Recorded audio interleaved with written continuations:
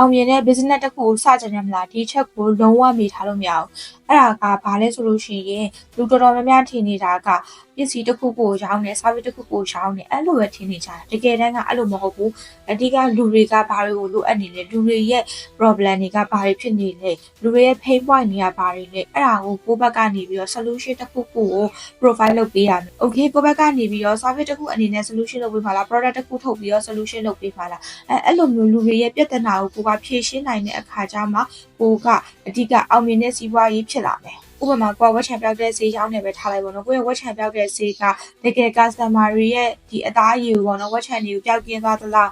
တကယ် effective ဖြစ်သလားပေါ့နော်အဲ့ဒီဥစ္စာကိုကိုကတေချာနိုင်လေးလေးနဲ့သူတို့ရဲ့ဒီလိုအပ်နေတဲ့ဒီအရာကိုကိုကဖြည့်ဆည်းပေးနိုင်တယ်ဆိုရှင်ကိုယ့်ရဲ့ business ကအောင်မြင်မှာပဲကိုယ့်ဘက်ကနေပေါ့နော်ကြော်ညာတွေလုပ်ပြီးအတင်းကြီး